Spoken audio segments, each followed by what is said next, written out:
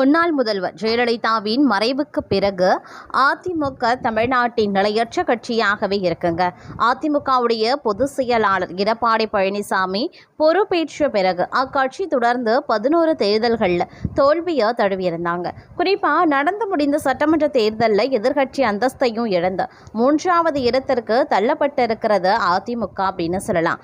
எதிர்கட்சி அந்தஸ்தை கூட வாங்க முடியாத சூழ்நிலையில தான் எடப்பாடி பழனிசாமி மீது அதிமுக எம்எல்ஏக்கள் அதிருப்தியிலையும் இருக்காங்க.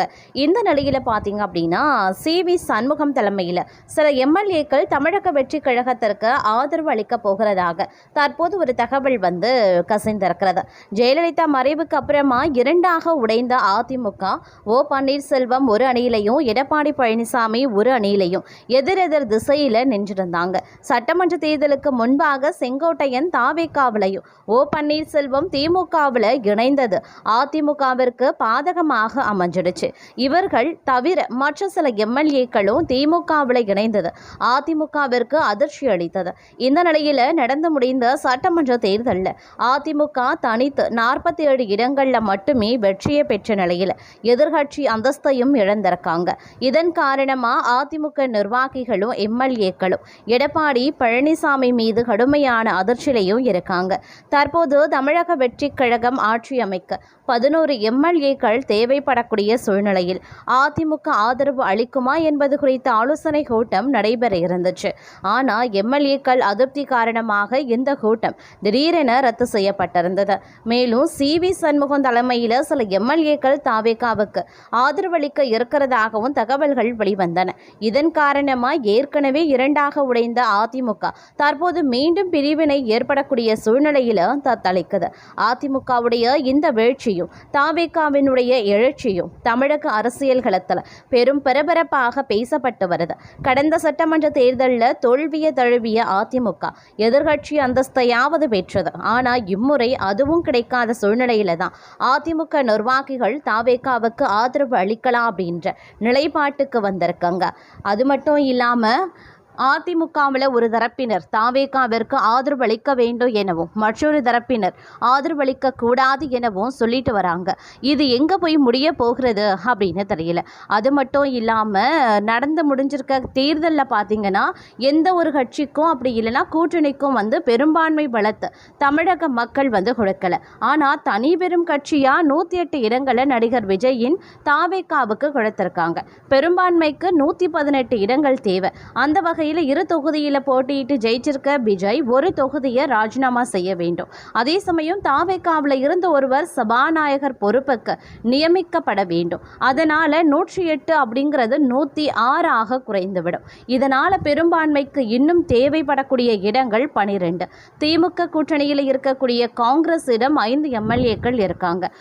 தாவேகாவுக்கு ஆதரவு தருவதா விஜய்க்கு உறுதி தரப்பட்டிருக்கிறது. ஆனால் ஒரே ஒரு நிபந்தனை மட்டும் விஜயிடம் சொல்லியிருக்காரா ராகுல் காந்தி. அதாவது பாஜகவின் NDA கூட்டணியில் இருக்கிறவங்க தாவேகா கூட்டணி ஆட்சிக்குள் வந்தால் நாங்கள் ஆதரவு தர முடியாது அப்படிங்கிறது தான். காங்கிரஸ் ஆதரவு ஓகே, ஆனால் திமுகவில் இருக்கக்கூடிய மற்ற தோழமை கட்சிகள் தாவேகாவுக்கு ஆதரவு தர முன்வரவில்லை. திமுக தலைவர் ஸ்டாலினை சந்தித்து திமுக கூட்டணியிலேயே இருப்போம் அப்படின்னு சொல்லியிருக்காங்க. அதனால BCK இடதுசாரிகள் முஸ்லிம் லீக் கட்சிகளினுடைய ஆதரவை பெறறதுல விஜய்க்கு பின்னடைவு ஏற்பட்டிருக்கு. இந்த நிலையில தான் அதிமுக பாஜக கூட்டணியில் இருக்கக்கூடிய பாமகவிடம் 4 எம்எல்ஏக்கள் இருக்காங்க. அவர்களின் ஆதரவை பெற அன்புமணியிடம் தாவேகாவின் தேர்தல் வியூக வகுப்பாளர் ஜான் ஆரோக்கியசாமி விவாதித்திருக்காரு. ஆதரவு தர அன்புமணி ரெடி. ஆனால் அவர் வைக்கக்கூடிய டிமாண்ட் அடேங்கப்பா ரகமாய் இருக்கிறது அப்படின்னு தான் சொல்லணும். அதே சமயம் இதனை அறிந்ததால தான் காங்கிரஸ் கட்சியின் அகில இந்திய மேலிடம் NDA கூட்டணியின் ஆதரவை பெற்றால் நாங்கள் ஆதரிக்க மாட்டோம் என விஜயிடம் நிபந்தனை விதித்ததன் பின்னணி ஒருவேளை அதிமுக பாஜக கூட்டணியில் இருக்கக்கூடிய பாமக ஆதரவுக்கு ராகுல் காந்தி எதிர்ப்பு தெரிவிக்காமல் இருந்தால் தாவேகாவுக்கு 9 இடங்கள் தான் கிடைக்கிறது. மேலும் 3 இடங்கள் விஜய்க்கு தேவைப்படுது. இந்த சூழ்நிலையில தான் சில தொகுதிகளை மட்டுமே வைத்திருக்கக்கூடிய கட்சிகளின் ஆதரவை கேட்பதை விட நேரடியாக அதிமுகவின் ஆதரவை கேட்கலாம் அப்படின்னு தீர்மானிக்கப்பட்டு சி.வி. சண்முகத்தை அணுகியிருக்காங்க தாவேகா. எடப்பாடி பழனிசாமியை சமாளிக்க வல்லமை பெற்றவராகவும் தற்போது வன்னியர் சமூகத்தின் 15 எம்எல்ஏக்கள் உள்பட அதிகமான எம்எல்ஏக்களின் ஆதரவை பெற்றவராகவும் சி.வி. சண்முகம் இருக்கிறதுனால அவரை அணுகியிருக்காங்க.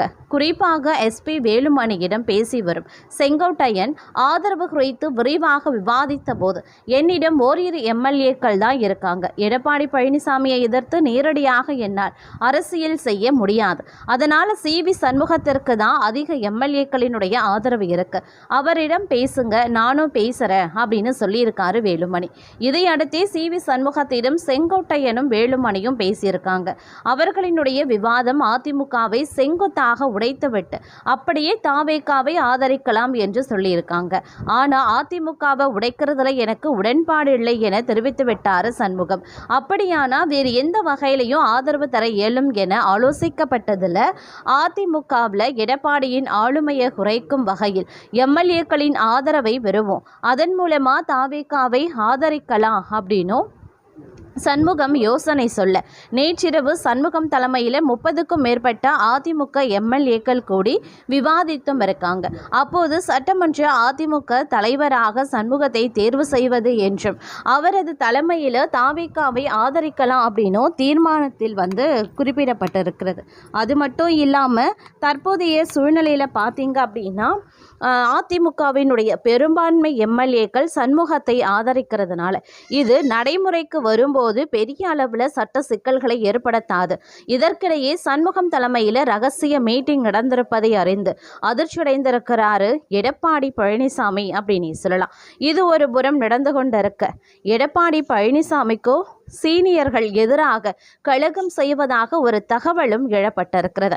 அதிமுக பொதுச் செயலாளர் பதவியில் இருந்து எடப்பாடி பழனிசாமி விலக வேண்டும் அப்படின்னு அக்கட்சியின் மூத்த தலைவர்களான CV. Shanmugam, KP. Munusamy, S P. Velumani, C. Vijayabaskar உள்ளிட்டோர் நெருக்கடி கொடுத்து வந்துட்டு இருக்காங்களாம். இது தொடர்பாக கசிந்த செய்தி என்ன அப்படின்னா, எடப்பாடி பழனிசாமியை நேற்று அதிமுகவின் மூத்த தலைவர்கள் சந்தித்து பேசியிருக்காங்க. இந்த சந்திப்பின் போது திமுகவுடன் இணைந்து ஆட்சி அமைக்கும் முயற்சிகளை எடப்பாடி பழனிசாமி மகன் மிதுன் மேற்கொண்டு வருவதற்கு எதிர்ப்பு தெரிவித்திருக்காங்க. உதயநிதி ஸ்டாலினுடன் எடப்பாடி பழனிசாமி மகன் மிதுன் பேசியிருப்பதாக சொல்லி எதிர்ப்பு தெரிவித்திருந்தாங்க. அத்துடன் எடப்பாடி பழனிசாமி தலைமையில் தொடர்ந்து அதிமுக தோல்வியை தழுவி வந்துட்டு இருக்கு. இந்த முறை பல இடங்களில் டெபாசிட்டை இழந்துவிட்டது அதிமுக. அதனால இனியும் அதிமுக பொதுச் செயலாளராக எடப்பாடி பழனிசாமி நீடிக்காமல் ஒதுங்கிக் கொள்ள வேண்டும் எனவும் அவர்கள் வலியுறுத்தினர் அப்படின்னு சொல்லியிருக்காங்க. இதனிடையே சி.வி. சண்முகம் தலைமையில் அதிமுகவின் 35 எம்எல்ஏக்கள் விஜயின் தாவேகா ஆட்சி அமைக்க ஆதரவு தெரிவித்து கடிதம் கொடுக்க போறாங்களாம்.